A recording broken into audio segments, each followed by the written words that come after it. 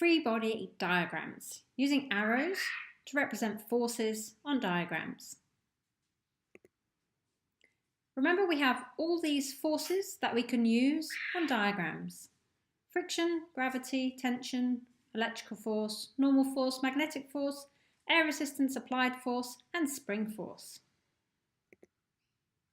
For free body diagrams, we use arrows to represent the direction that the forces are acting in, and the size of the arrow corresponds with the relative size of the force. All force arrows must be labelled, just like any good science diagram. If you're going to represent a still object or an object that's not changing speed or direction, then the arrows need to be equal in size and in opposite directions, so that the overall force, the resultant force, acting on the object is 0. We call this a balanced force. Here is a book at rest on a tabletop. It's not moving, so the gravitational force pulling the book down is equal and opposite to the normal force reacting from the table on the book, pushing upwards. You can see that the two arrows that have been used are equal in size and length, and they are pointing in opposite directions. They've also been labelled. Here, a boy is suspended motionless from a branch by 2 ropes. So he's sitting on a swing and he's not moving.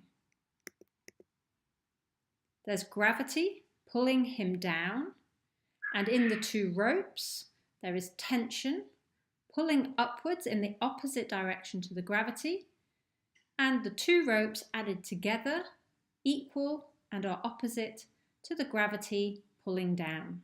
So the tension force equals the gravitational force, and the boy is motionless.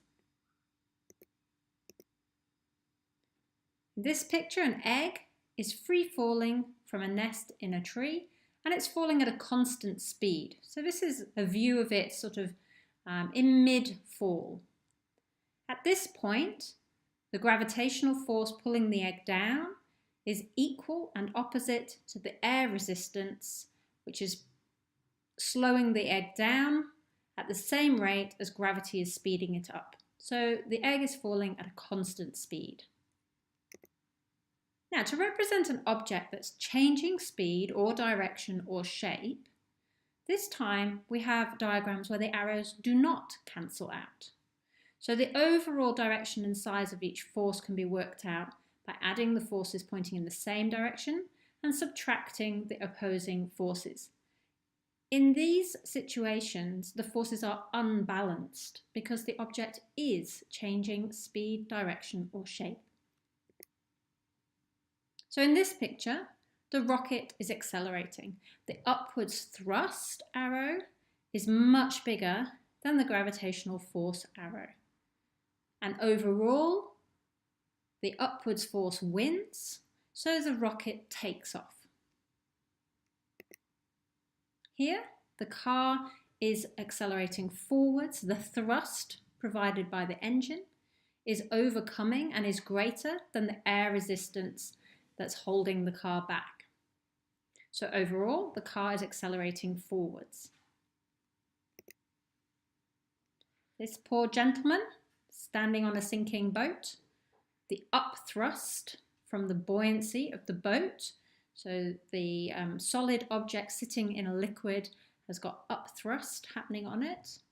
That is less than the gravitational force pulling it down. So this boat is sinking.